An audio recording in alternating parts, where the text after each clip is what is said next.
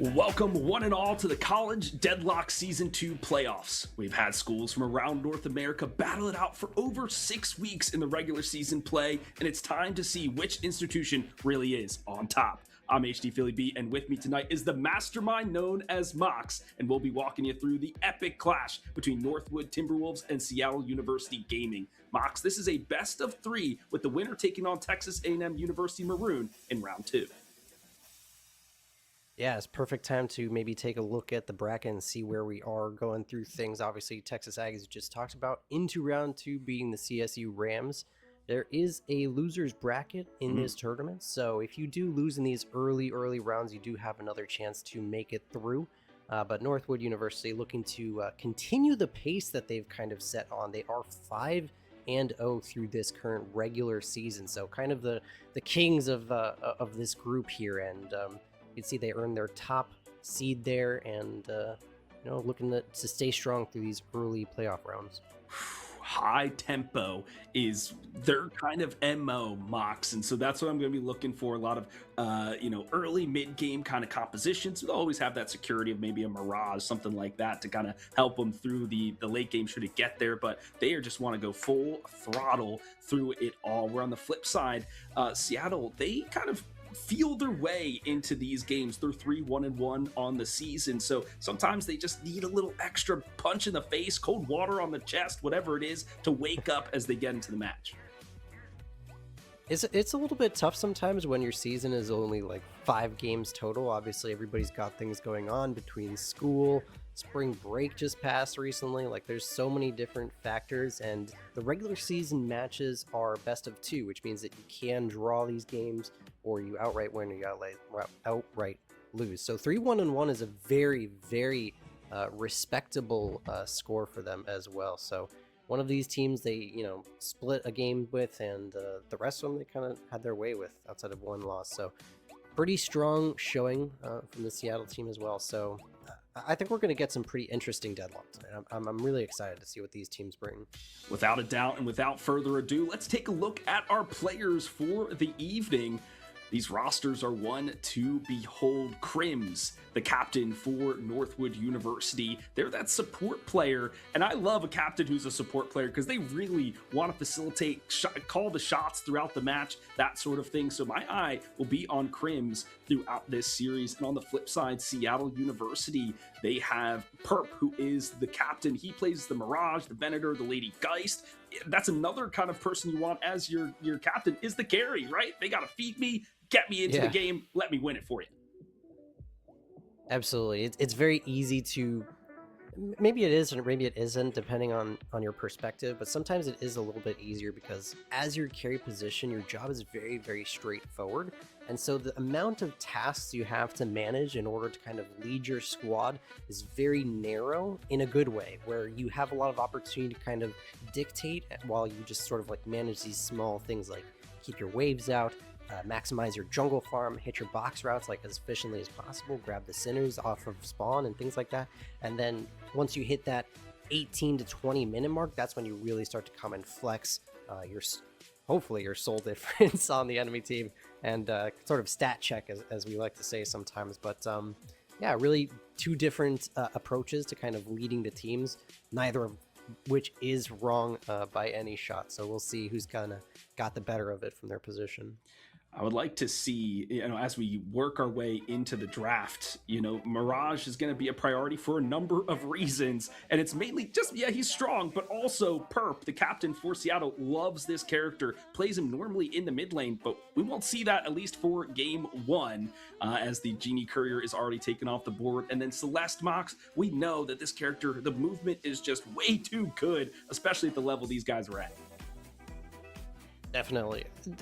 Right now, the way that the meta is there's so many really, really good characters, and it's actually such an interesting dynamic where in a lot of games you might see that there's only a couple of unusually strong, and then there's a bunch that are kind of middling. In this game, there's a lot of really, really strong, but there's just a couple that stand out even beyond that pack, and I think that's what we saw in the bans. You might consider Venator part of that group. but so far it's gone through. Northwood opting for silver, which is a tremendous frontliner and a lot of good utility control. We're seeing this be a lot more common in terms of hero picks in general, amount of utility, and you can see that reflected in Seattle's picks as well, between the Kelvin, who always brings a ton of really good team fight AoE control, and Billy, who does almost exactly the same thing with a lot of damage. The thing with the silver, at least for me, is I'm been studying these teams, how they want to operate. Northwood don't always play the silver. They're taking it away from Wyatt on the side of Seattle University, who kind of exclusively plays this character. He's the silver, he's the GT, he's the Celeste, right? And so they're just eliminating that hero pool and getting it for themselves. And as you mentioned, Mox, silver, just an all-around good character, good in early mid, great ultimate, has a lot of these soft CCs, scales well into the game, just incredible all around. On the flip side, though, Seattle picking up the Billy, that is their vice captain. That's Bleep.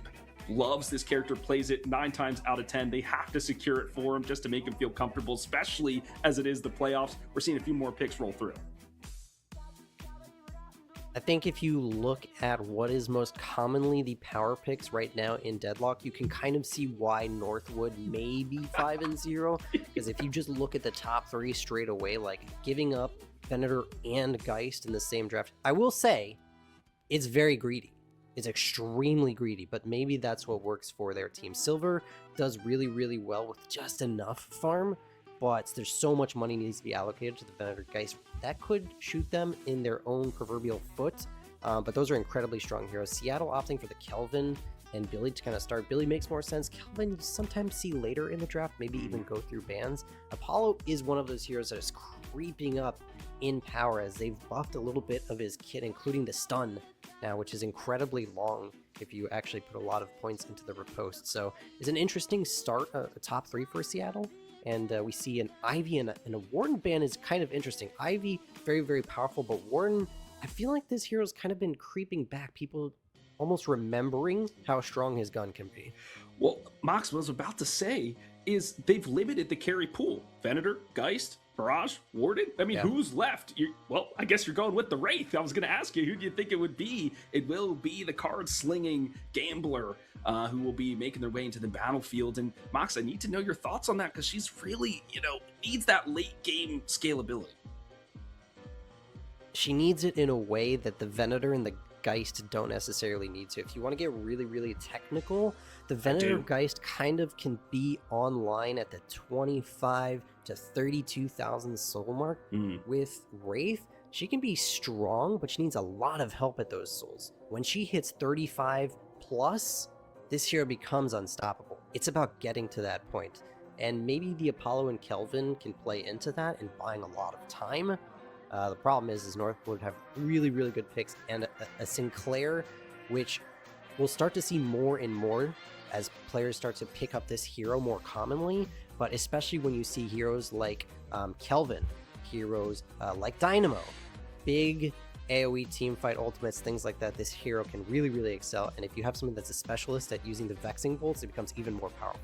And they need some spirit on here, right? The first 3 picks, a lot of gun damage. Yeah, they trickle in some spirit here and there, but they really need these spirit nukers, and Yamato, good at dishing it out. The Vexing Bolts here from the Sinclair doing the same. So I really like this pickup, just thinking about the different lane partnerships they got going on. But uh-oh, Mox, I'm seeing the Drifter, my least favorite, most hated character. GG's, bro. Drifter's good. I don't know, Drifter's good. Like they did an incredible thing by reworking the way that his rend works and making it more of a spirit nuke damage, and they also put a silence on it. He can actually be really, really oppressive at his most powerful point in the game when he's hunting around and looking for kills like 13 to like 19 minutes through. The Bebop last pick, I'm not in love with the same way that you're not in love with the Drifter. This hero is extremely underwhelming, and take that from a guy that plays in Eternus lobbies, and I've got like 700 Bebop games. Like there's just nothing, almost nothing redeemable about Bebop in the current state of the game. I mean, you always need an initiator, right? Whether it's a Holiday, a Paradox, a Bebop, a Moan Krill, whatever, there's a bunch of different ways to do. I love Moan Krill, so go ahead. I will interject. I'll let you continue. I will interject one. Hold up a minute. Initiators are not initiators, pick heroes. Pick heroes are Pick. slowly dying. They are. If you look at the top end of Deadlock, they've kind of gone to the wayside. Holiday is just not strong enough to compete. Bebop is just a walking wall of a hitbox. The most competitive one is Paradox, and she's almost being ignored in top play for the most part. So those kind of tides about the meta of Deadlock are really changing rapidly. And I think that's also because of the itemization. How many silence waves, dispel magics, and things like that. We're also seeing double heal comps where the viscous cube, and then you get the dome in there, save people, right? There's so many ways to counter some of these pick initiator kind of characters. I maybe actually would have liked to see a Abrams instead of that Bebop. Some more frontline ability, helps you with your early game, some shoulder charge, some stun action going on there. But it will not be the case. We'll round this out with the Page. So we have, two characters that can kind of help out. This Yamato's got to go in the mid lane, right?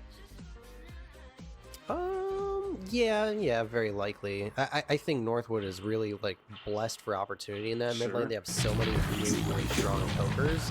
It looks like they're opting for the Venator Silver, which I wouldn't have bought on the Silver heading in that direction, but they feel good about what their potential matchup might be. It looks like it's going to be a Wraith Bebop, so I would very, very highly leave the Venator and Silver in that lane, especially considering how weak Wraith can be very, very early, but they like that matchup, so they're going with it. And this is, I think, NorthWood adapting to Seattle University because they put their carry in that mid lane. And so, okay, let's put our carry there and see if we can just diff him, and so they can't get the souls that they're looking for. So it could just be a slight adaptation on their part. So love to see it.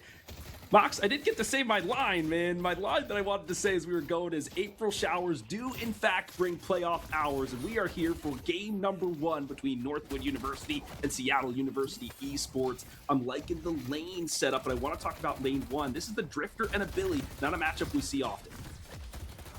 It's a strange one, and they're fighting into really obnoxious poke. This is the Yamato they were expecting to go mid lane.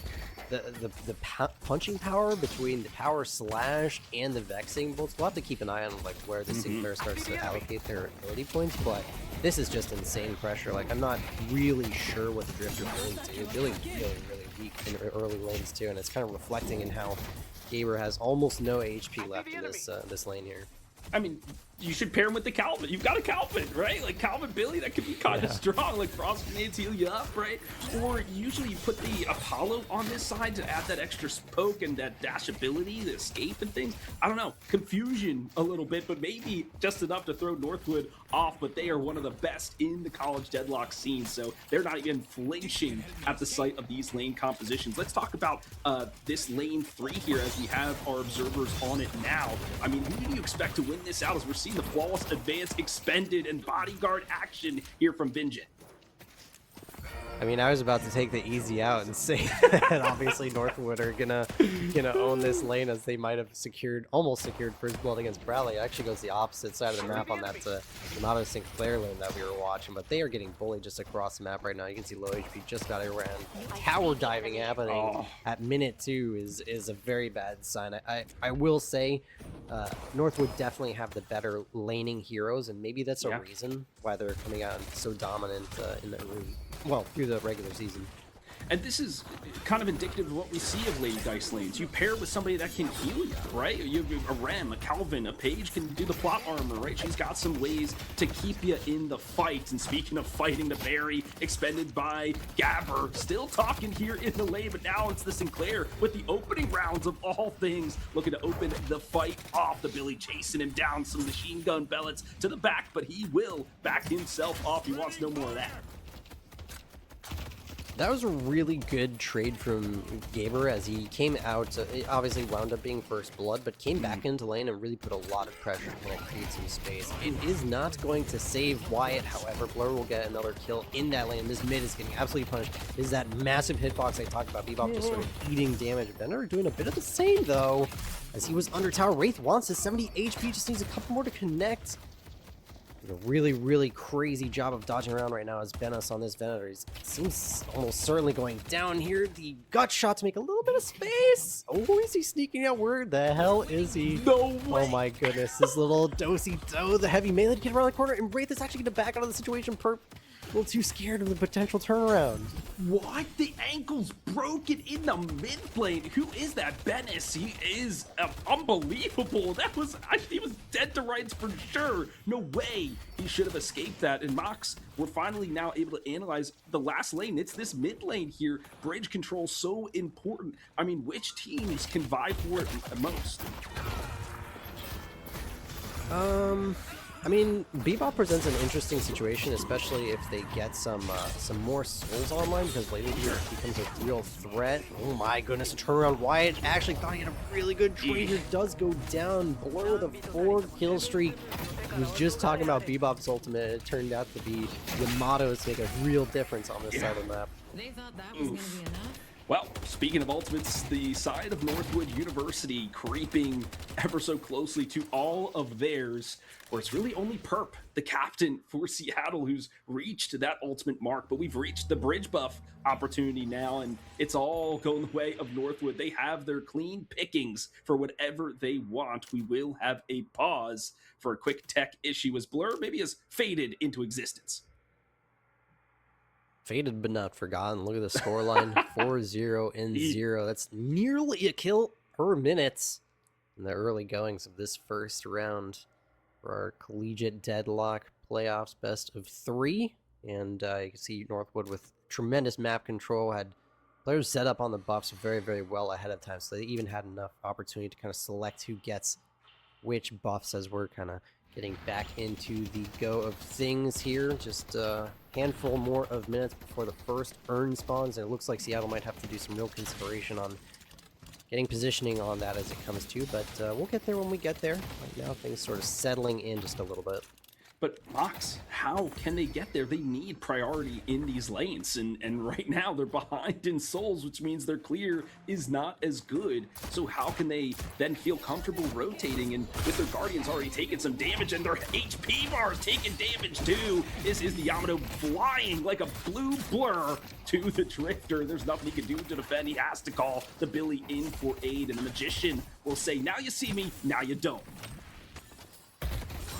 Actually not trading that inefficiently. And, oh my goodness, a complete caster curse. I thought they were going to do okay. I was trying to sit here and praise them, and then all of a sudden, my goodness, another couple of kills. One goes the way of Malachite this time, so finally cashing in, but man, I really cursed Seattle here. A bunch of kills, first Guardian go down. I was going to praise them for having decent Guardian HP despite everything, and now every yellow wave is crashing in as the Hidden King kind of rejoices these early Northwood victories. Yeah, they're trying to make their pilgrimage as fast as possible here at Northwood University. Maybe they're on spring break. I work for University, Mox. I don't know if you know, and our spring break started today, so I'm sure there's some celebration on the Northwood side as well as the dive comes in from the Lycan. And the Lycan's curse now expended. The Guardian just zapping them. Oh, and there it is. The bomb blows them to smithereens.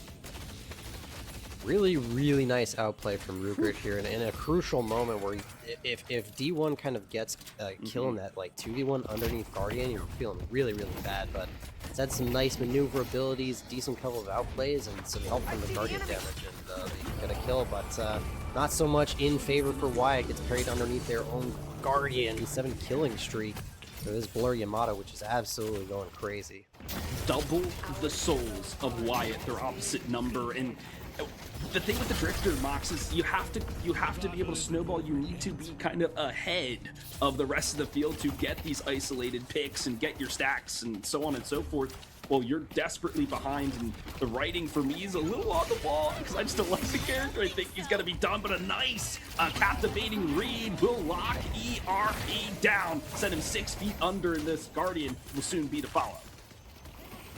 Unbelievable timing from the Crims there. Like Wraith feels strong because she can teleport out of the situation, and Perp just gets caught mid-animation and locked in place. So really tough situation. As I believe we get a little bit of a push here. It would be an incredible target to kill. There's no shadow transformation. Look, 10k souls on that hero. It's gonna be real tough and Crims is also here on the rotation. Or excuse me, that was Malachite's Guardian Ward. I thought the page had rotated over, but they're actually owning the other side of the map as Icy is on a killing streak as well.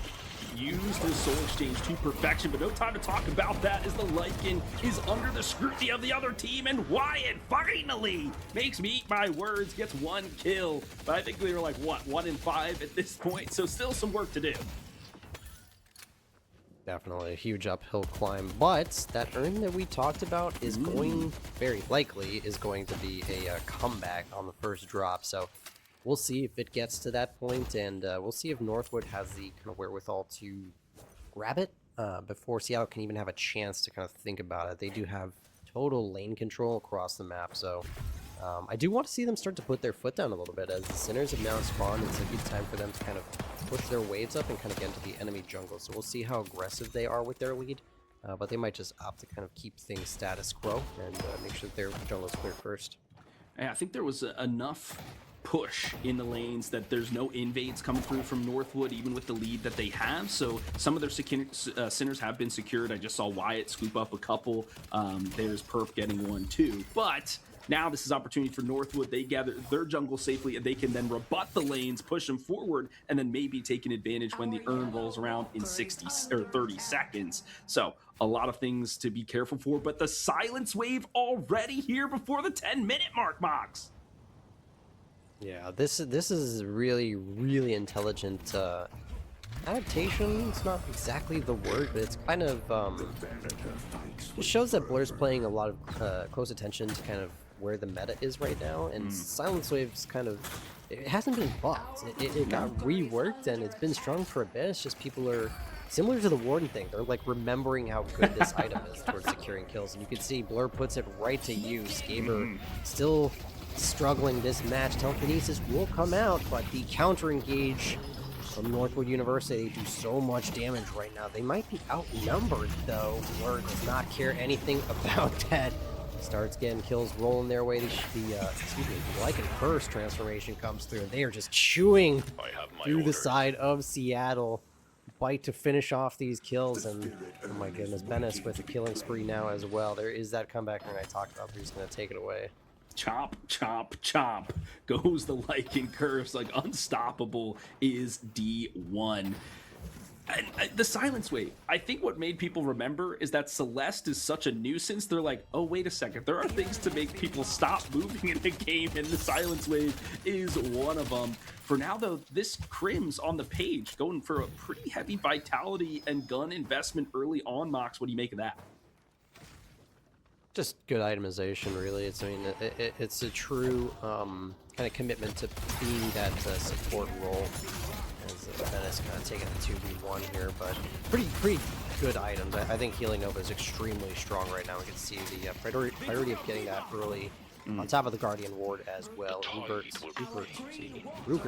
goodness, all of my words I thought wrong it was here. Ruggert. What's happening to me? It's not Ruggert? Well, we'll see. He's about to be under the rug, or have it pulled out from under it. The flawless advance of the disengaging sigil does not save Bradley from the blur. Once again, this Yamato all over the map. It is the Walker now in the crosshairs of NorthWood. Yeah, there's a little bit of interest on this Yamato itemization too. The Silence Wave and the Cold Front are pretty interesting in conjunction with each other, but it was more like the weapon items that were on top. They have Stalker Mystic Shots. Mystic Shot's good, you just get some more burst onto those right clicks, but the Stalker, I really have not seen a lot of Yamato Stalker. Maybe I'm just like missing the mark on that one, but it's an interesting pick that seems to be working very well.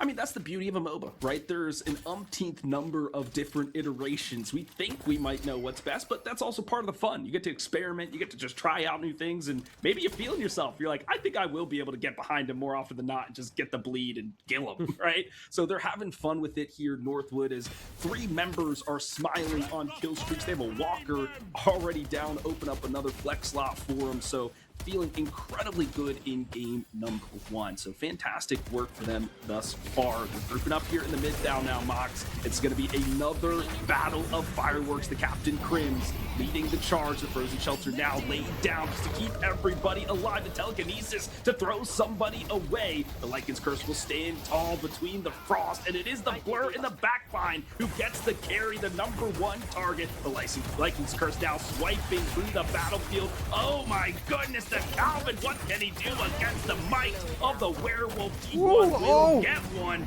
Will they go down for it? Absolutely not. The rest of the team is here in an easy cleanup for Northwood. Oh, it's such a tough situation. Seattle really thought they had a good jump on that spot. They even committed the dome more offensively than defensively in that fight.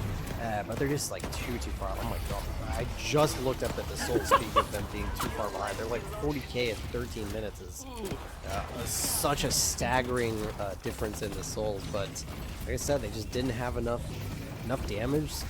They're just so far behind at this point. It's just, even in that perfect situation, it's just so bad, as Northwood really collapsed well on that fight. They're collapsing now. Here is Seattle with a desperate defense of their final walker already, Mox. They need to do something to clap back, but will they bite off more than they can chew? It is the P-Pop who's getting blown up. I thought it was supposed to be the other way around. It's Blur once again zooming across the battlefield, looking, hunting.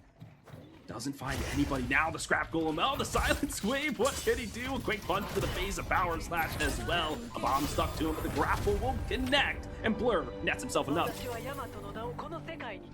Just incredibly good wherewithal. Kind of tracking him, essentially, almost as if he knew where he was the entire time. There was just no opportunity for Ruger to kind of sneak out of that situation. Maybe it was just his only escape route, and Blur was just a lot smarter on that potential escape opportunity. I'm not going to let that one go. 22,000 souls, man. That soul per minute is absolutely wild. Bonkers. I mean, especially with, you know, the increased bounty on these Guardians, Walkers, etc. And so the fact that they've snatched them up so quickly just accelerates that lead. But maybe will the Lady Geist get caught out here? No, the team does come through with the chain gang. They rattle through New York. The captivating Rethos stops him, and a swift punch puts the goat down. Icy, ice cold. Aber, unfortunately, has been constantly parried almost the entire game, at every opportunity when he's trying to make a play, he's just getting parried. I mean, maybe you just say Northwood just that much better, but I think at a certain point you gotta stop taking like unrequited swings like that. Yeah, there's a time where you can test your strength, and once you know we don't stack up, you've got to play defensive. You've got to turtle a little bit. But there's just, we talked about it in the pregame. All of the offensive prowess that Northwood brings, they just full throttle the entire match through, and Seattle just not prepared for it. They're going right now for the mid-boss. Northwood looking to close it out. Yeah, you said earlier, writing on the wall, it's clearly shown to be that way. Like, this soul lead is completely unmanageable in its current state. It's going to take some kind of master throw from the side of Northwood, but they're itemizing very defensively. We saw a little bit of Venos's build on this Venator a little bit earlier. It's got like Counterspell and Warp Stone on Venator. Like, usually you see players go very offensive on this hero, stack a lot of weapon items, but they're doing quite the opposite. They're stacking items defensively, and Yamato has Counterspell, which is basically all she needs, because Shadow Transformation is the goal. Well, an ultimate copy, and it looks like it will be the Frozen Shelter should they need it, but it looks like Wyatt will need another life because he's back to the gray screen once again. This Drifter just drifting along. Yeah, it wasn't even the vexing bolting glare that we were kind of thinking we might see. This is more just like full utility single player. You can see the itemization was essentially just superior duration and a little bit of other junk, but they don't even need it, obviously. They just need people to empower these heroes like the Yamato and the Venator that are insanely strong right now, and a little bit of a bait being set up right now. We'll see if anything catches. The bunny goes astray. Hook as well, but Blur's going to decide that it's go time anyways. Oh, they know they have the lead. They have the rejuves, and now they have Bijin in the grayscale. Everybody now scuttling around the battlefield, and the goat will be turned into lamb chop. The Drifter now the next one in the crosshair. He is just being sliced and diced. The Yamato will go down, maybe? No, still stays alive. Okay. That is insane work. Okay, the rejuve now expended, but I mean, you get 4 for it. You'll take that trade any day of the week. Yeah, they still have 2 rejuves. First shrine goes down, second one will follow. This will certainly be dropping. I wouldn't be surprised if they opt for the finish. That being said, Ben's taking a lot of damage on this Venator. If they lose on the rejuve early, could spell them backing out of the situation, but as of right now, they're still hanging tough and fighting deep inside the pit. There's another drift roll. I think that's like the second one that we've seen in this base fight already, but Hook does not connect. That's going to be a stolen laser beam, so a lot of space is going to be created, and nobody from NorthWood is dying yet. What's happening? There's no damage. Mox, that was a snipe. I know Icy got the kill, but a lot of the hyper beam damage is what gets it. This guy is on a tear now. It is the Arch Mother feeling the brunt of the damage, the might of NorthWood now in the weakened state. Again, the Arch Mother hold on, and Seattle hold on. It doesn't look like it as Perp, the captain, goes off the ship, and there we have it, a bunch of damage laid into the core, and it looks like the writing is in fact on the wall. NorthWood University will take game 1. Just a couple of little formalities to clean up here on the back side. Venator will provide the blessed judgment of the stake. My goodness. He's got gun items, but he's still throwing hands like nobody's business. There's going to be a little bit to reconcile in the post-game of this one, but unbelievably strong performance, NorthWood. I can't really tell you the last time I saw a 19-minute game, I'm going to be honest, and that's not... I'm gotta try to put this in a way that it's not too what's the word I'm looking for, brutal, because that game was. Yeah, I think NorthWood, they want to get to spring break as fast as they can, and we know that you all want to get there too, but there's a match to break down. Let's see who the MVP was. I mean, there's a lot of people to choose from, but as the curtain is unveiled, it will be Blur on the Yamato. I think that's an obvious selection by Yoshi and the Deadlock team, as they're obviously watching this live and picking in real time. I think you could probably put the entirety of NorthWood University on this one, but Perp will catch a little bit of love, doing a bunch of objective damage that game, but not even close to like half of what Icy did on the Geist. So it's definitely a little consolation pat on the back, but my goodness, look at the kills. What are there? Six kills total from Seattle, and I think the counting is pretty easy when you can see that Blurred got 21 and Benos got 15. Holy smokes. Yeah, just full throttle. But Crims, 29 assists and the 19k healing. I mean, I'm a support player. You know this, Mox. So I always love to see the supports really do their thing.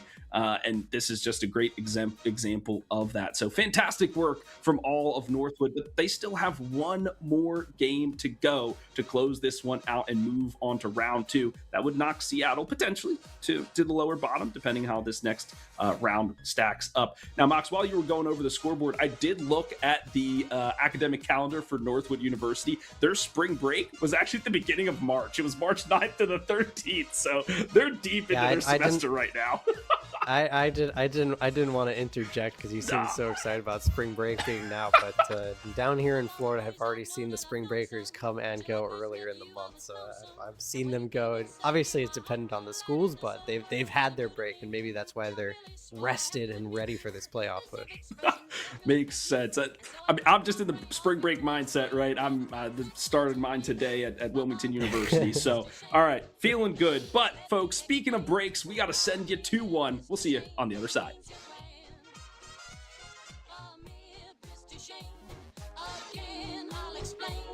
It means you're the fairest in the land.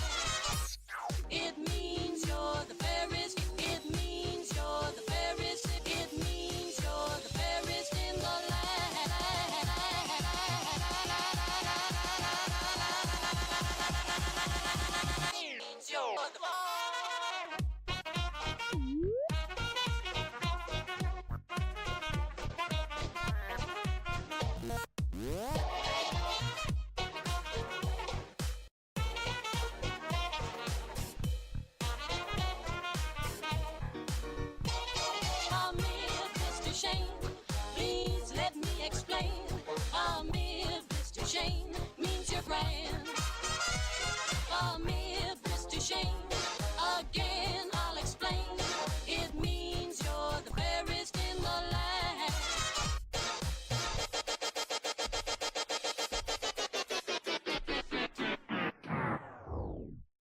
Greetings from the Andrews sisters. I'm Patty. I'm Maxine. And I'm Laverne.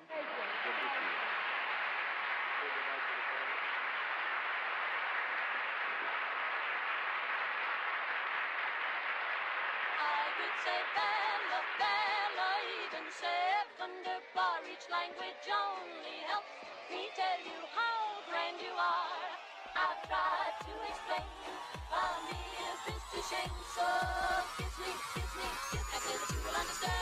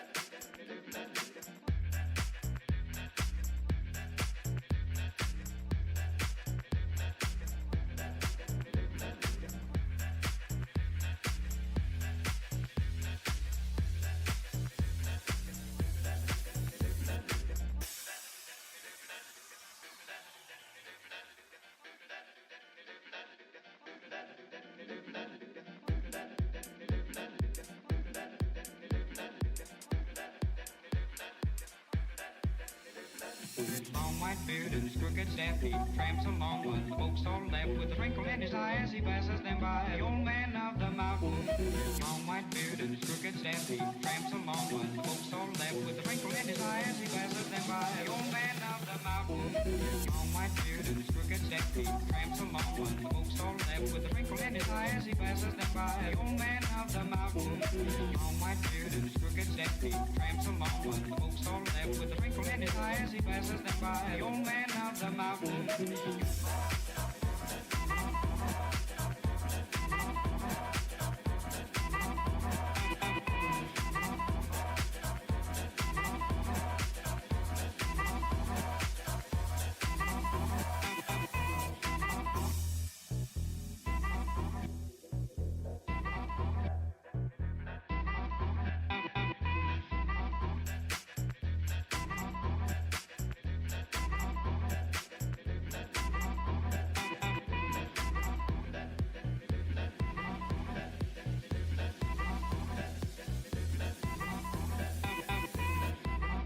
When he's lonely, sleeps with the stars for a tent. For the beast spread a feast when he's hungry, and God charges no man. He'll live as long as no free and laugh at fools like you and me. Often sigh and wish that I were the old man of the mountain.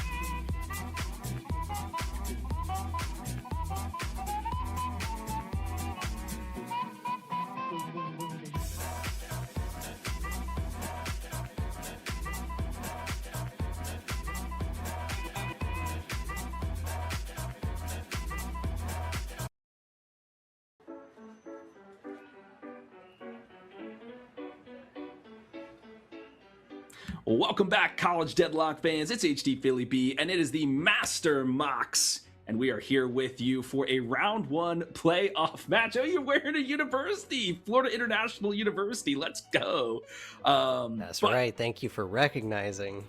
For sure. As a man, I've worked in higher education for, 12 years now at the University of Delaware and Wilmington University is where I'm at now. So I'm pretty familiar with a lot of colleges and institutions, but we have two higher education institutes for you, and that is Northwood University and then Seattle University, and they are going up against each other in this round one match. We're headed into game two.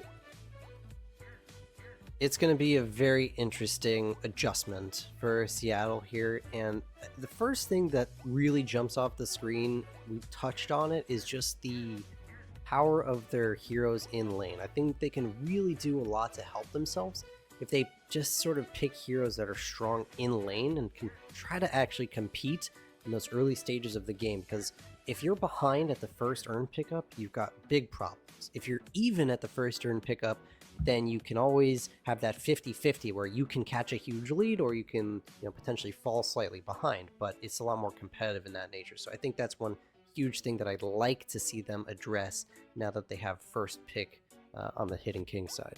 Now, Mox, is this kind of like, do we want to pick sturdy, stable, beefy, healy characters, just kind of absorb the pressure we know Northwood is going to toss at it? Or do we try to pick aggressive lanes? Like, what's the mentality as you say their laning needs to be better? I think it's just quite literally there are heroes in Deadlock that are better early. And I think you need to strike the right balance. They kind of start that by taking Venator, who is oddly enough a lane bully and kind of a late game scaler, which is why he's so kind of popular in the current meta. Northwood answer with two, again, these lane powerful heroes.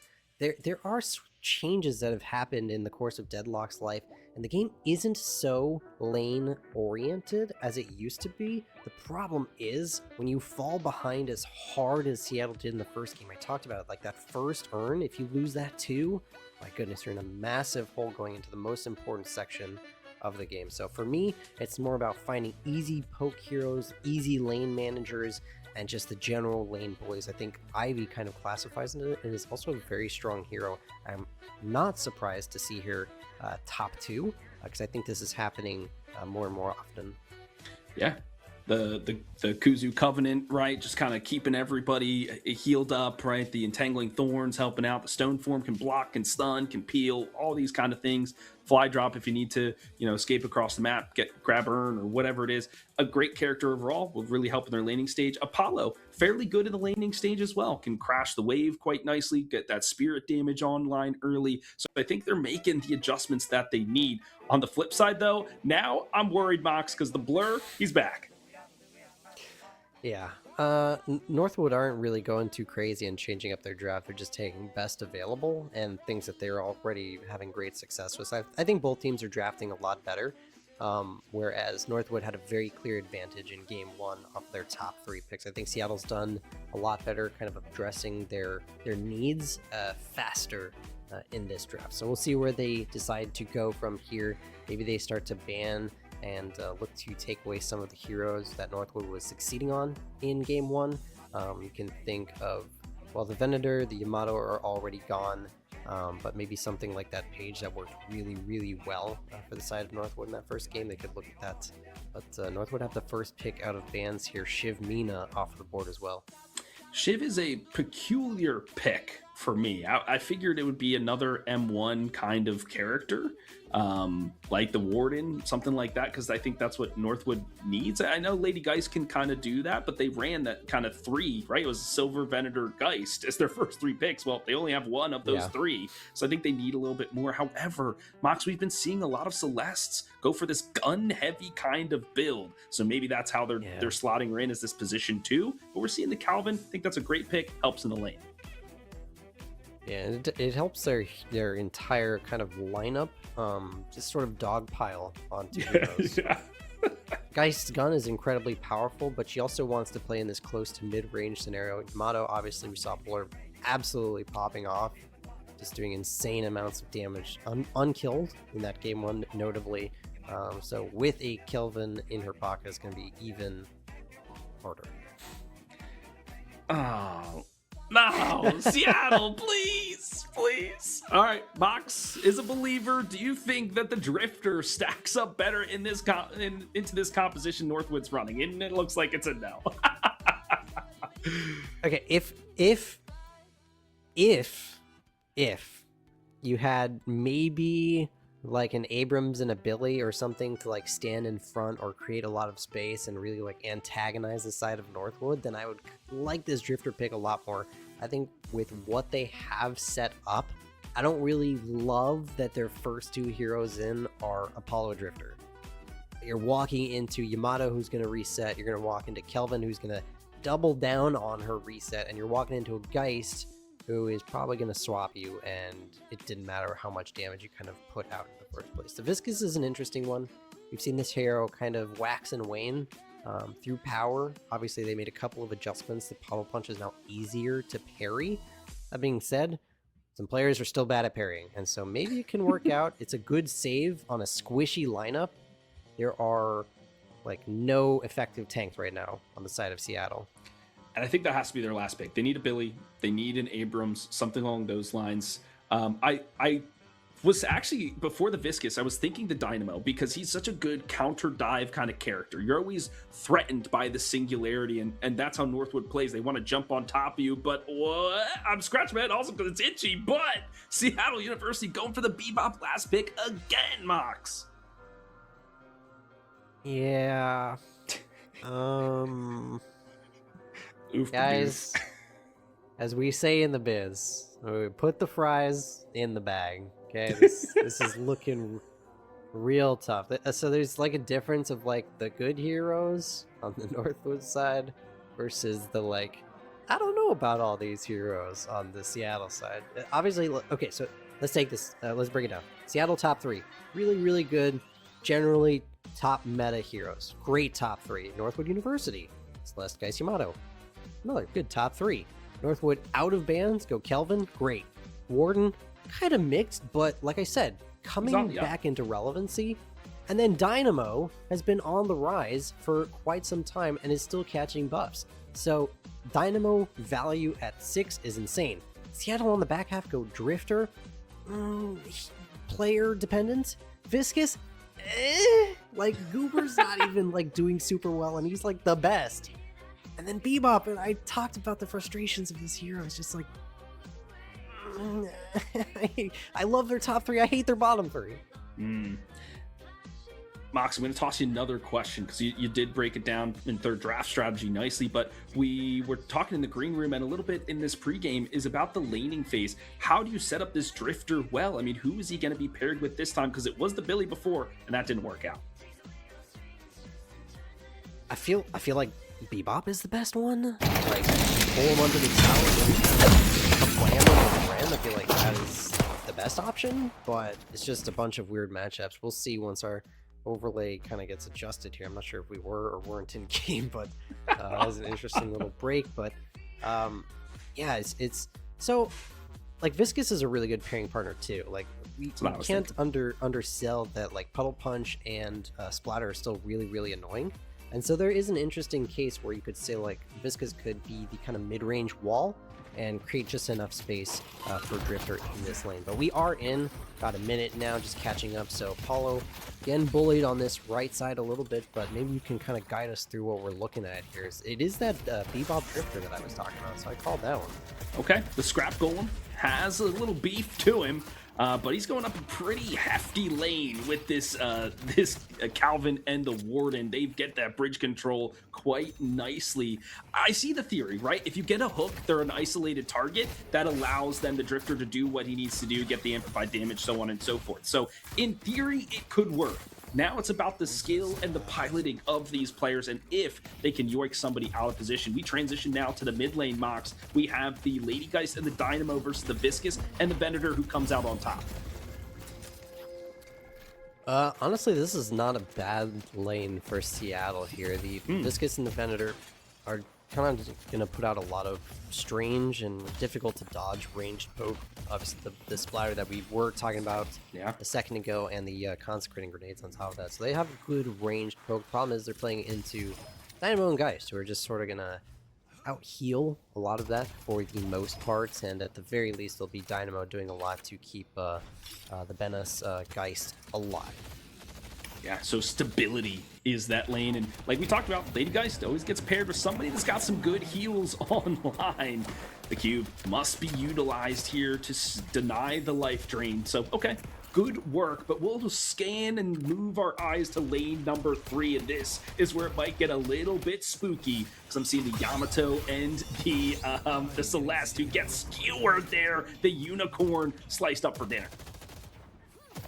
I think that was a parry. It must have been, right? Because Malachi was kind of frozen in place. I thought it might have been a stone form stun, but it's not unlocked yet. Oh, another parry. This is actually so big for the side of Seattle. So I was talking about them getting a little bit more power in their lanes. And while you might not think immediately Ivy jumps off the screen as the best lane bully, it's working out right now with Bradley on this Apollo. Hey, I was called in the draft. I love Ivy, support player all the way. You know how it is, and wonderful camera work there from Nana Lama, our observer for the evening, to catch the action right as we were talking about it. So that is good. That is what Seattle needs. They were taking your advice, Coach Mox, getting some lane stability. They're looking much better here in game 2. A lot better. And are you in my team's Discord? How did you know my Discord username in that particular chat?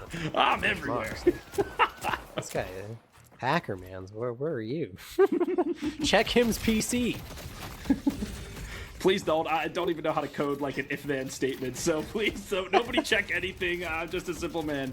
But what is not simple is the game of Deadlock Box. And we've been trying to break it down, but there is a lot of spirit damage just being thrown in this first lane. They're keeping this Drifter under the pressure. And if he can't drift around the map and scale and snowball and get the stacks, what is he to do? Yeah, this lane is so violently annoying. You can see Kelvin right now getting height with his Ice Path. They get a parry underneath tower, the cage as well. Looks like they're kind of being a little cautious. D1 arrives on the Dino, but he's taking a lot of punishment. Has managed to get Ruger. Gonna go for the other one. The stomp will connect. Dodges just a little bit. He's escaping. What? He's escaping.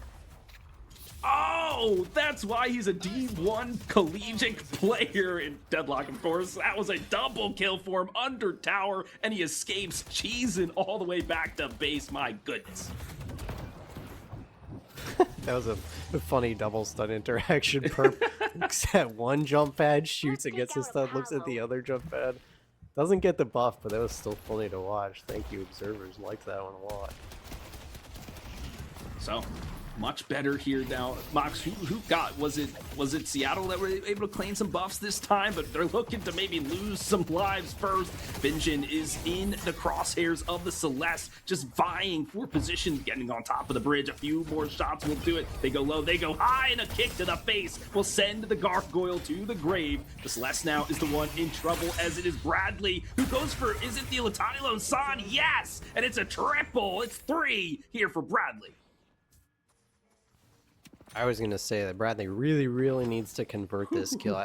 I'm not sure if they just unlocked the ultimate there on Apollo or what, but managed to just use it to secure that kill. And speaking of, poor side from Seattle, his Drifter Bebop combo that we kind of talked about is getting continually bullied. That's a lot of tower damage. They actually wind up getting the trade. Icy overstepping the position a little bit, and there's some backup has arrived from Benjin, so Johnny on the spot to kind of help the situation. Crim's just barely escaping right now. A little bit of healing coming out from that ice grenade, and he'll actually survive. Ooh, does he go on that Stalker's mark?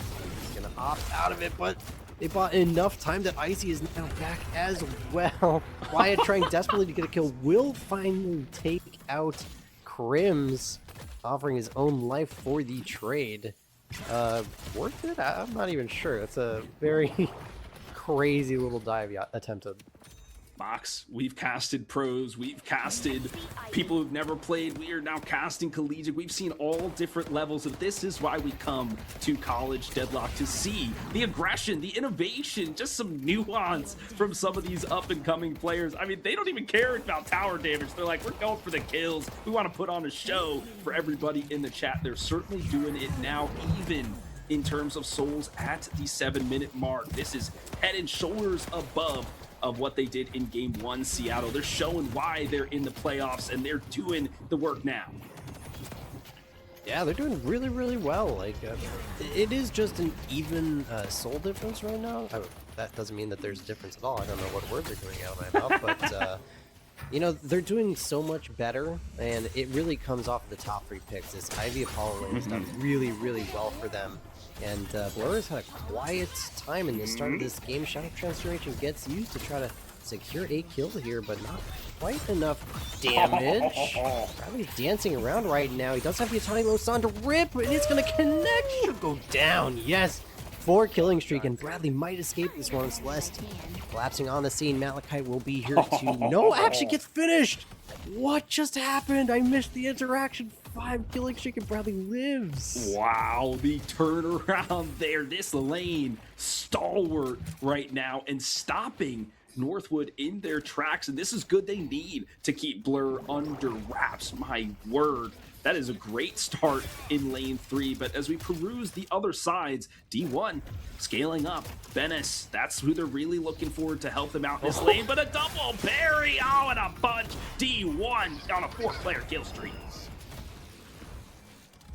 Tough situation for Gaber there. Flies in off the zip line and immediately gets parried. That was just so tough. They are trying to clean this one up though. D1 and Crim both very low. They will have to fight Venice Geist, but does manage to get positioning away from the Hyper Beam laser. So they've kind of reassessed the situation.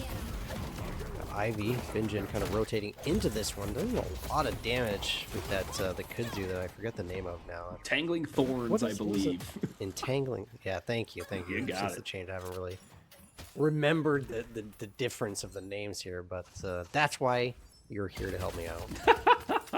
Play-by-play for a reason, but playing the game is Seattle University. This is a good set of aggression from them. They have really stepped it up, and we've belated that point so much, and now they're stepping up into the lane. The Lady Geist under the scrutiny, but the soul exchange to perfection, keeping them in the fight, and Venice will turn the tides with that ability. Wyatt falls down, and it will be the Guardian that they're looking for now. Only a sliver HP to stand. A hook under the tower, though, the Frost Grenade to heal up, and there's the Frozen Shelter to lock them down. The Golem still stands, but not for long. Crim's the captain to the rescue.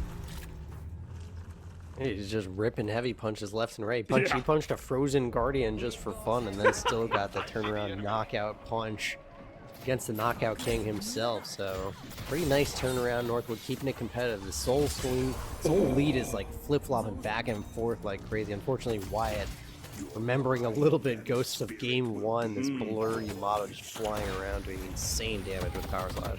Now, did you ever play Super Smash Brothers?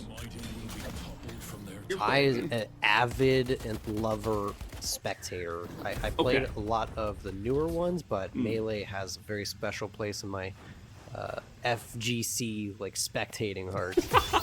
Fair enough. Anytime I see somebody get parried, it reminds me of when your shield gets cracked and in Smash. You're just there and you know you're taking a full-on forward smash to the face. But right now, the Shining Wonder screaming across the battlefield. The Italian Losanda tried to escape and he slams into a wall. The Celeste has not been dazzling so far. She needs to change the tail. There you go. The dazzling trick secures the kill. Pretty decent comeback here from Malachi. We knew Bradley was on this massive killing streak. Had a really strong start to the game, but look at the souls now between the two of them. Malachi 10k already has a lead. We are looking at a opportunity for a soul turn in right now. Gaber, a little forward positioning. The Quantum will ensure that the urn goes to the favor of NorthWood, and they're looking for the fight afterwards. The Shadow Transformation comes out, and Blur wants blood.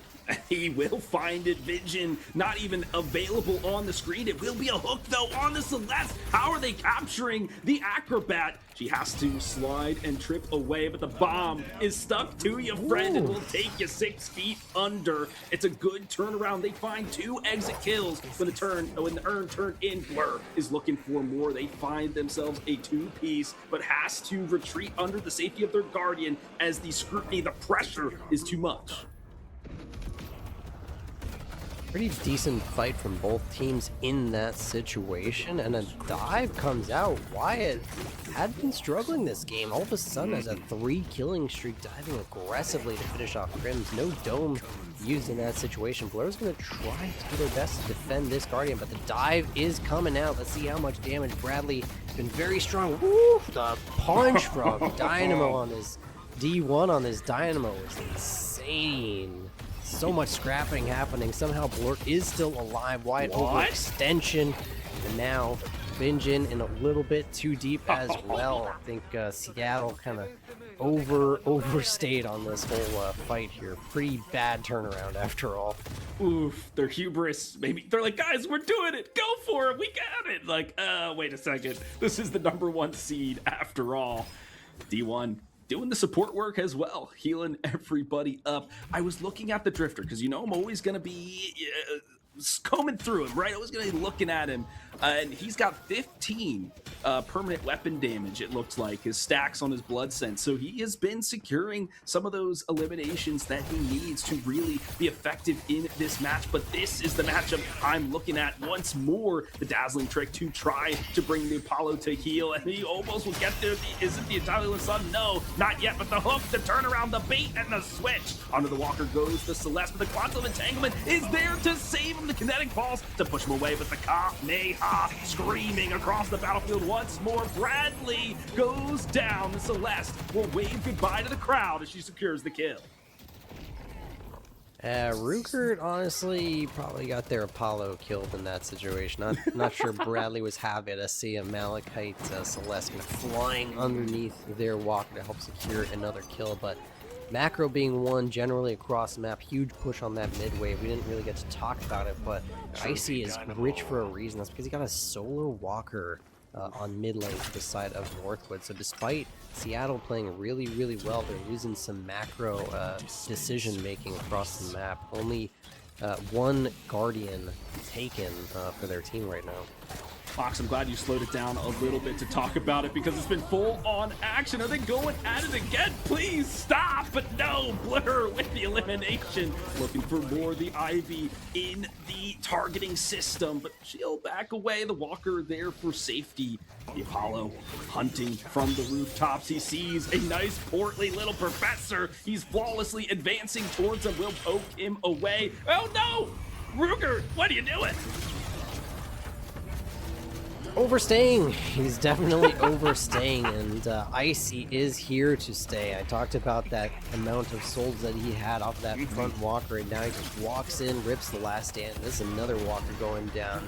Getting a little bit of action on the opposite side with Perp now on a killing streak. Managed to defend that left side walker. Maybe a bit of an overstay here from Icy, but he wants to fight. The cage connects, and the backup is still here with Malachi double teaming against Bradley here. He will surely go down to maybe some heroics. No, not quite enough from the rescue beam. But now it's about cleaning up these kills. And I think there was another. No. I thought maybe there was a rescue beam to save Malachite in that situation, but he does go down. So at least some trades going positively for Seattle.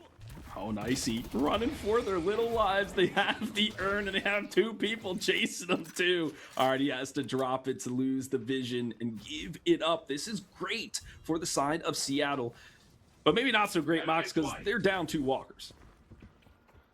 Yeah, and also they're getting contested. Oh, they ripped the singularity. That's pretty expensive investment. Might wind up with D1 going down here. They do have some help in the area, so they're going to fight over this burn pickup, and it is going buck wild all over the place. I'm not even sure who's kind of winning this one right now, but looks like Seattle University catching much worse of it. Vinjin very low, as well as Gaber, and there's just too many heroes from the side of Northwood here, and slowly holding off and maybe getting that comeback urn turn in. Guy still wants to contest it. Venos is on the backside, won't stop the turn in. We're going to get some denies here and possibly a kill, and Bradley is here. Rugert going to help as a 3v2. Let's see, Venos, no swap, 3 seconds. Can they finish the kill? It's online now, and they have the backup from the dome. The Italian San gets spent dome as well, and unfortunately Gaber just walks into a 3v1 inside of the dome. So things going from bad to worse despite the urn turn on. Oh, and it's a good re-engage, disengage. The professor, though, kind of hung out to dry. Will they chase after him? Doesn't look like it, but ERP will be the one to be eliminated off of that. So Seattle University, they get the urn, but they lose 4 players, and they're probably going to lose the mid-boss Mox. This is just Northwood. They are once again handling the map to perfection. Yeah, what we're seeing this game is a definite difference in between macro control. Because if you take a look at the souls before this mid-boss goes down, it's very close. Sure. And technically speaking, like, Seattle has so much money on the map. The problem is now that you've given up Rejuve in that fight at 17 minutes here, what is Northwood going to convert, and what does that difference look off of the back of it? Because while it's close now, in 2 minutes time after they clear out the jungle, buy out, and start to siege, it'll be quite larger. So it's about what Northwood can do with this time, and if Seattle can just hold on for just a little bit longer. Game 1, they won in the lanes. Game 2, they're winning it from their macro gameplay across the map. So there's multiple different ways to find your win condition in the game of Deadlock. Seattle University, by no means out of it, right? I mean, 8K soul difference is not too big of a deficit to climb out of, but it's what will Northwood do with the rejuves online? Will they, the urn don't have enough time to wait for the next one, so do they go deep? It looks like they will get some of these center sacrifices, get their next item spikes online, and maybe push this final guardian in lane 1, get that extra flex spot secured for them. That seems to be the safest play going forward. I just want to touch a little bit and thank our observers for so cleverly keeping an eye on this Bebop with Ruger. He was paired up with Perp, and I don't know if anybody out there in the audience watching sniffed out what they were attempting. They were looking for somebody to exit the double sinners there and land a hook onto the Venator trap that was placed. That would have been a really creative way to maybe peel one Rejuvenator off the board. Unfortunately, it did not pan out. D1 took a very safe route out of the double sinners, but I really like that creativity and looking for opportunity to kind of lessen the amount of rejuves they have to fight into. I love it. It's a safer play, right? You're not putting yourself too far out of position. You know you're getting invaded. All right, what can we do to maybe turn it around? But in a blink of an eye, Mox, the soul disparity has ballooned to, what is that, 13,000, now 5,000 souls. Northwood has accrued in a matter of like what, a minute and a half, as they've been, you know, scooping up the entire jungle across the map. There's barely even a camp on this left hand side for anybody to take, but they are grouping up for potentially this walker. And Seattle Esports, they know it. They're bringing everybody for defense. Oh, good hook. Really, really good hook. So, I mean, that's kind of what we were talking about. There wasn't the Venator trap to follow up, but Seattle just needs to get out of this situation. That's a great start. And look, really, really nice job from the team, recognizing that they were just there to kind of take a rejuve off the board and kind of reset things.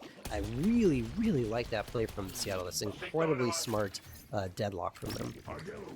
As a competitive player, you have to learn how to play from ahead and learn how to play from behind. And so if that's their strategy, to play from behind, then all well and good. But Northwood only knows how to play from ahead. The final stand utilized in this fight as they are going for this walker with only a few minutes left on the Reju crystals, but they have no more to expend. The hyper beam doing its job and playing defense. Is that a hook? It's the grappling, the flying strike from the Yamato, dives onto Bradley, but a great cue to be to save the fencer. I think a samurai might be a fencer any day of the week. We'll have to check YouTube for that, but it is Beneas. It is here for the reinforcements. The urn turned into frozen shelter, dumped down on the battlefield to try to turn the tides, but it might be too late. It's a 3v2. Beneas is so damn strong. Finds himself a 2k and might scoop up the Viscous, who the algae is chapped in the binding word. But it is the IV2, the rescue, trying to clothesline this lady, guys, but they cannot find it. A power slash from the heavens will net 2. And almost everybody down for Seattle. They're going to be storming the base here, Northwood. I gotta say, on paper, this is obviously a horrible fight for Seattle, but I really like a lot of things they did in this scenario to like make their lives even slightly tolerable. I really hope Perp doesn't get caught too hard there. There's no more rejuves left for the side of Northwood. They do get one shrine, but let me just walk you through what happened here for Seattle to not lose their entire base. They'll catch the warning. This is actually huge. I really am impressed by what Seattle pulled off. So just to recap, they pull off a really clever pick on the left side of the jungle. They managed to hold off a walker push and then respond to the urn that was being run by Northwood on the right side of the map. Cleverly, it's Vinjin who punches the urn off of the Crim's Kelvin, stalling for time while they battle it out with Northwood. They take all of the rejuves off of the map. Gaber on the Viscous winds up turning in the comeback. So they hold the souls to a decent, manageable position, and they lose the subsequent fight. So it looks bad because they lose all their players, but I think they actually traded very efficiently, all things considered. Like, the soul difference isn't crazy, and they still have one shrine. They still have 2 Guardians to take down. Imagine you get those in your pocketbook. I mean, you'll be on a shopping spree, and they're putting that mid Guardian in their crosshairs once more, but it's Celeste who's playing defense, dives in, the Shining Wonder screams across the battlefield once more, bounces between a couple. Now Calvin is here to put on the finishing touches, but the blue blur dismantled. The Samurai puts the sword through their own heart and will be the save of the cube to keep the priest in the fight for now. He's on a kill streak. The Perfect, they want to put him in handcuffs, but Gaber will go back to the ocean. See you later, Seafoam Man. This Beneas on the Lady Geist is being the carry they need her to be. It is the Calvin with a frost grenade to freeze a few members up. They're chasing the rest of the kills down. 3, make it 4. Go to the gray screen. All for a Lonely Guardian, which is still standing. Yeah, unfortunately, they greed really hard. They don't get too much even getting that Guardian. Like, there's a little bit of money in it, but losing that fight is what you see now is what happens when you lose that fight. And they honestly just got stat checked straight up. Like, they were 6v5 in Northwood's defensive side of the map, and Icy was respawning to kind of come in, and we saw him clean up that fight by just pumping out insane damage on this Warden. He's got a ton of souls in his pocket, so unfortunate slip up there. They do get the Guardian in the end off of a little kind of backdoor push from Rugert, but like, for what purpose? You know, they lost the first. Actually, they lost the second try. They didn't actually lose the first down from the Hidden King, so it's not terrible yet, but it's about to be. Because Northwood is taking mid boss again. And everybody's just punching this guy, pummeling the booger into the ground. All right, he will be destroyed, and might be Seattle's desperation time for him. They're diving into the crystal, the goo ball rolling around, but all three crystals will go the way of Northwood. They're firmly in the advantage now. It's about sweeping the floor with Seattle. The Red Hawks might get their wings clipped, and Wyatt will be the first Falcon to fall. Tylo-san, maybe just to save himself, gets the Celeste critical, but she will dazzle her way out of there, utilize one of those rejuve crystals. The Venator will be seeing God after this one. The carry eliminated. They were really close to having a decent contest. Gaber with the kind of goo ball rolling through almost caught the stuns in time, just a couple seconds too late, but it's really just about being behind at this point. It was a decent contest conceptually, but too far behind, and I think this is just a straight up end at this point. I don't know that they'll get enough respawn after the first patron stage goes down here, so one rejuvenator left. We'll see if they're feeling confident enough to take it, but all waves are crashing and all signs point to staying. Yeah, they're not even backing out to get the bridge buffs or the urn. So to me, that says they are committed. The weakened patron, the Hidden King, unveiled once more. The Bebop trying to play some desperate defense. The Venator praying on his hands and knees to keep their hopes alive in round one. The Silence Wave will stop the prayers. Now it's the last stand to stop the Hidden King team in their track. Seattle University doing everything they can to keep the Hidden King vulnerable, but they will. The defense is mounted icy, frozen in their tracks. Silence once again is the drifter, but they have the claws ripped and ready to go, looking like Wolverine out there. Beneas will fall. The blue blur goes down. It's two. They have to back out here. The defense, it holds. Yeah, really good fighting inside of the pit here. Northwood uses all of their tools, and they still cannot manage to get the kills in time. Even using the frozen shelter does not net them a win, so I'm surprised to say that we're still in this game right now. Patron is still alive. They do have to be a little bit careful. The creeps are inside of their base, but right now is their opportunity to try to get these buffs. They're actually behind on the timing, so Northwood will luckily sneak away with those, and I think Icy's going to kidnap the urn. Gaber and Ruger kind of pawn his tail. As a massive urn for Seattle to get. The souls can look pretty even if they find a way to get this urn turned in. Oh, Icy, he knows he has to be the hero. Maybe go for the hero play, but preserving his life may be better. The urn picked up by the side of Gaber.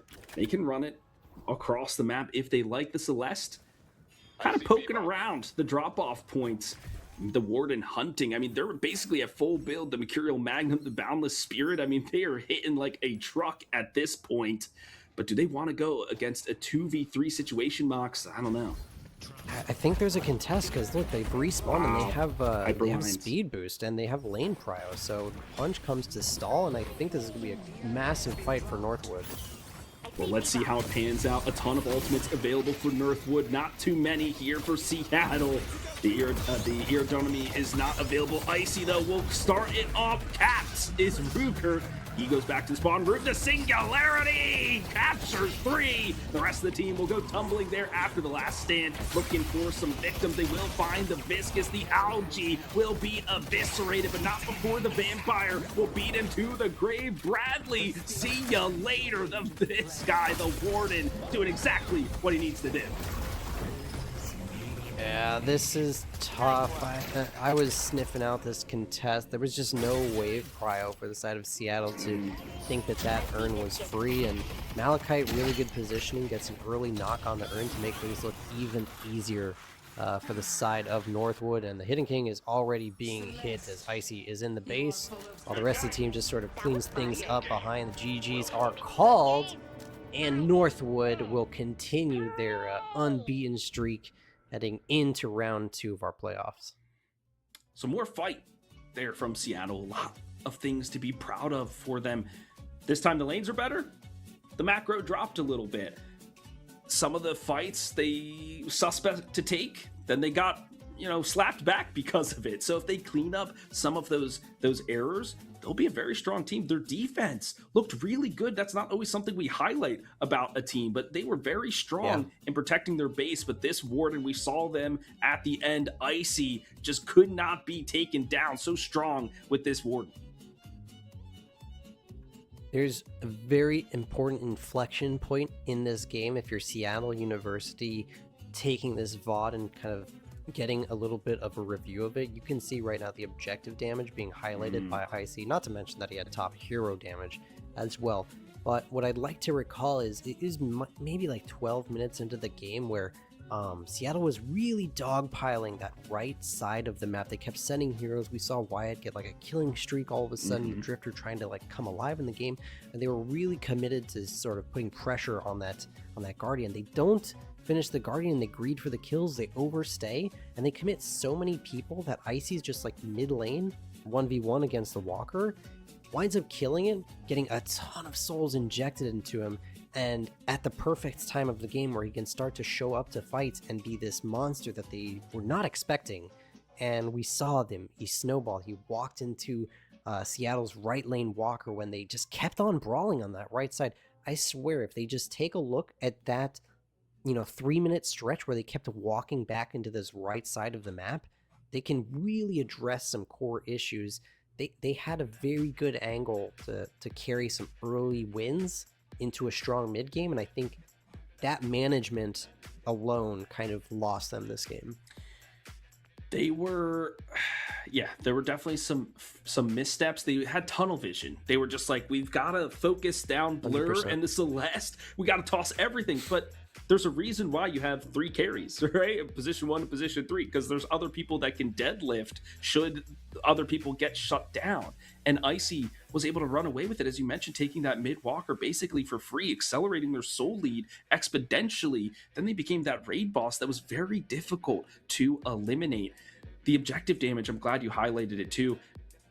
I think I didn't see anybody over 10k, and I know they still have a ton of structures, available, and it's inflated with the team who wins, etc. But you have to take structures to win, and they weren't able to do that. They couldn't win a fight cleanly enough to then find those opportunities across the map. So, Mox, a fair game, a fine game. Northwood looking like the #1 seed. Seattle looking like they've got some life. They will go down to the lower bracket. That'll be it for College Deadlock today. But if you are a fan of College Deadlock, we will have more tomorrow at 10:30 p.m. Eastern time. So make sure that you like, subscribe, follow. You can do that right here on Twitch. You can go to YouTube. That's where I found a couple of games from previous for Northwood to do some research. So definitely check out the YouTube channel just to see how the season pans out. Yeah, make sure to stay tuned. There's going to be a lot of good Deadlock coming up. We saw it in this second game, and there is a loser's run to be made. So I think Seattle can hold their heads high, and the same with Northwood. That first game was absolutely insane pace that I've just not seen it in a long time. So excited to see them match up with the Aggies in round 2, and there's still other matchups in round 1 to continue with. So with that, I think we're pretty much tidied up for the night. A couple of good matches under our belt, and the playoffs are fully underway at this point. So I think for myself, Philly, and the production team behind, we'll wish you guys a good night, and we'll see you very soon. Bye.